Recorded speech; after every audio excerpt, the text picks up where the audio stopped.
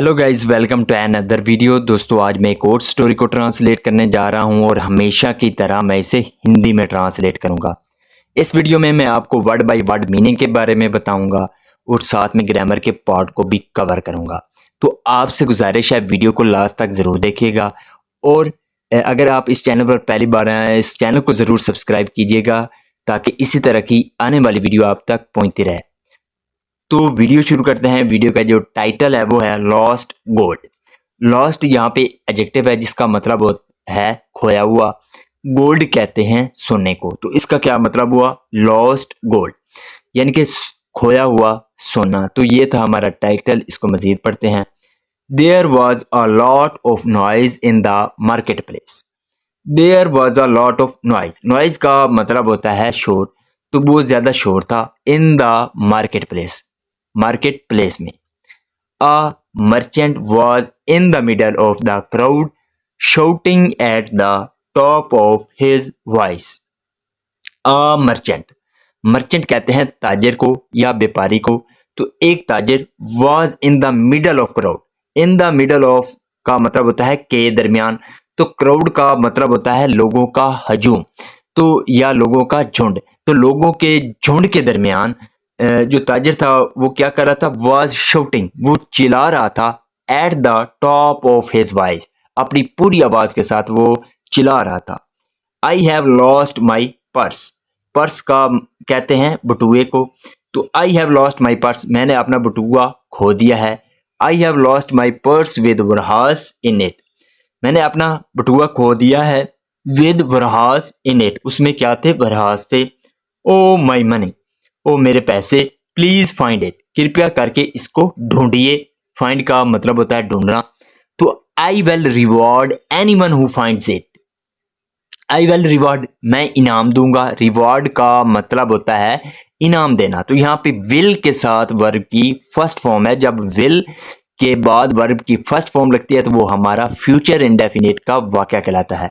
तो I will reward anyone who finds it, मैं उसको इनाम दूंगा जिसको ये मिलता है। A poor beggar who was sitting outside a shop saw the pouch lying among some things by the roadside. A poor beggar, beggar कहते हैं भिखारी को। तो एक गरीब भिखारी, who was sitting, जो कि बैठा हुआ था, outside a shop, एक दुकान के बाहर। उसने क्या किया? saw, देखा। सी की सेकंड फॉर्म है saw, उसने देखा। the pouch, उस बटुए को देखा। lying, जो कि पड़ा हुआ था। among something, कुछ चीजों के दरमियान। by the roadside, सड़क के किनारे। तो इसका क्या मतलब है कि एक गरीब भिखारी जो कि एक दुकान के बाहर बैठा हुआ था, उसने एक बटुआ देखा जो कि कुछ चीजों के दरमियान पड़ा हुआ था सड़क के किनारे। He picked it up and found it contained 100 warhas. He picked it up, उसने उसको उठाया। पिक अप का मतलब होता है उठाना, तो यहाँ पे सेकंड फॉर्म का प्रयोग किया गया है, picked it up। तो उसने उसको उठाया। And found it contained 100 warhas। Contain का मतलब होता है किसी चीज के अंदर कुछ होना, तो उसके अंदर 100 warhas थे। Being an honest man, honest का मतलब होता है ईमानदार। बीइंग का मतलब होता है होना। तो बीइंग एन ऑनेस्ट मैन यानी कि एक ईमानदार आदमी होने के नाते, he took it up to the merchant, वो उसको लेकर मर्चेंट यानी कि व्यापारी के पास गया। एंड आस्क्ड, और पूछा। इज दिस द पर्स, क्या ये बटुआ है, क्या ये पर्स है? यू आर लुकिंग फॉर, जिसके लिए तुम तलाश कर रहे थे यानी कि जिसको तुम ढूंढ रहे थे। Sir, the merchant snatched the purse out of his hand. The merchant जो व्यापारी था उसने क्या किया? स्नैच। स्नैच का मतलब होता है छीनना, तो यहाँ पे सेकंड फॉर्म है स्नैच्ड। तो जो व्यापारी था उसने छीन लिया the purse out of his hand, उसके हाथों से। उसके हाथों से जो व्यापारी था, ताजर था, उसने भिखारी के हाथों से बटुआ छीन लिया। Yes yes, this is mine, हाँ हाँ ये मेरा है। He said, उसने कहा। Then, फिर, will you give me the reward, sir? asked the beggar. Then, फिर, will you give me, क्या आप मुझे देंगे? The reward, इनाम, क्या आप मुझे इनाम देंगे? तो यहाँ पे हमारा फ्यूचर इंडेफिनेट का इंटेरोगेटिव सेंटेंस है, तो क्या आप मुझे इनाम देंगे सर? आस्क्ड द बैगर, भिखारी ने पूछा।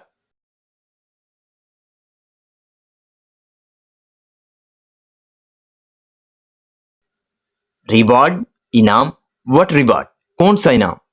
There were 200 varahas in the purse I lost. There were 200 varahas, 200 varahas थे, इन द पर्स, इस बटुए में, आई लॉस्ट, जो मैंने खोया, यानी कि जो बटुआ मैंने खोया था उसमें 200 वरहास थे, बट लेकिन there are only 100 in this, लेकिन इसमें कितने हैं? एक, सिर्फ 100 हैं। You have taken my money and no you want a reward, said the greedy and dishonest merchant. You have taken my money, तुमने मेरे पैसे ले लिए हैं। यहाँ पे have के साथ वर्ब की थर्ड फॉर्म है।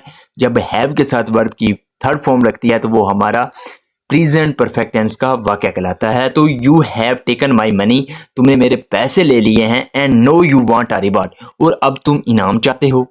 want का मतलब होता है चाहना।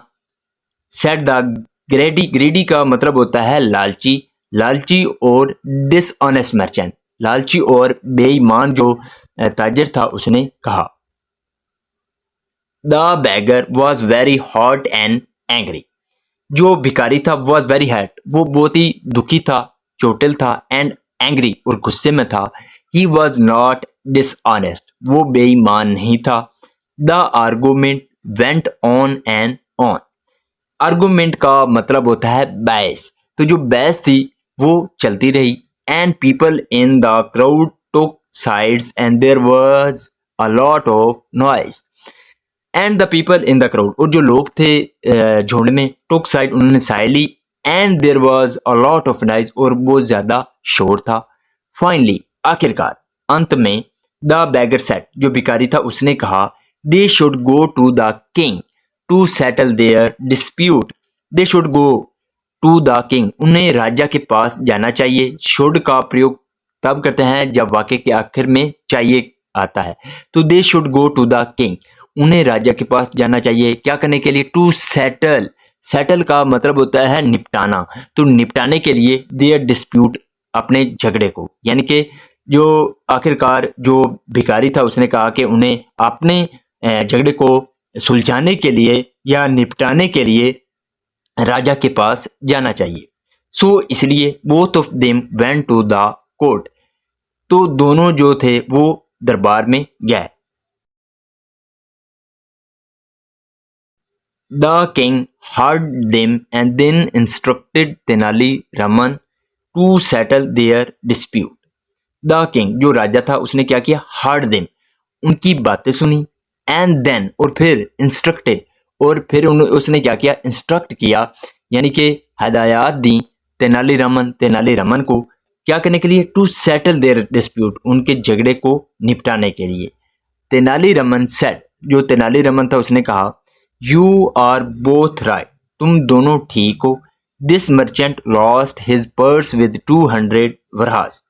दिस मर्चेंट, इस व्यापारी ने लॉस्ट, खोया है, हिज पर्स, अपना बटुआ, विद 200 वरहास, जिसमें 200 वरहास थे। You have found a purse with 100 varahas in it. You have found, तुम्हें मिला है, अ पर्स, एक बटुआ, विद 100 वरहास इन इट, जिसमें 100 वरहास थे। इज डेट राइट, क्या ये ठीक है? Yes sir.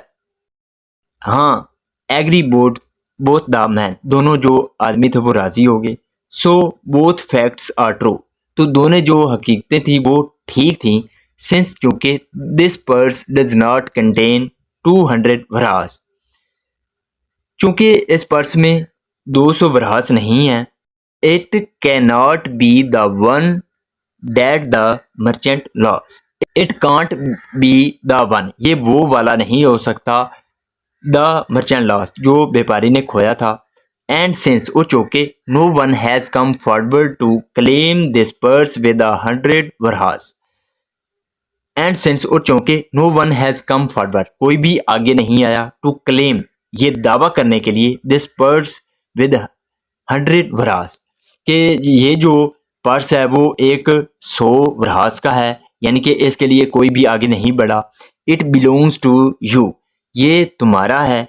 As you found it, जैसा कि तुमने इसको ढूंढा है। Saying this, ये कहकर Tenali Raman gave the pouch to the beggar who smiled gratefully and took it. ये कहते हुए जो तेनालीरामन था उसने क्या किया, गेव द पोच, उसने वो जो बटुआ था वो दे दिया किसको, टू द बैगर, भिखारी को, हु स्माइल, जो कि मुस्कुराया, ग्रेटफुली, शुक्रिया अंदाज से, एंड टुक इट, और उसको ले लिया। Bowing low before the king and Tenaliraman, bowing low यानी कि सर को झुकाते हुए, बिफोर द किंग, राजा और तेनालीरामन के सामने। The greedy merchant stood stunned because he had lost even his own 100 varhas.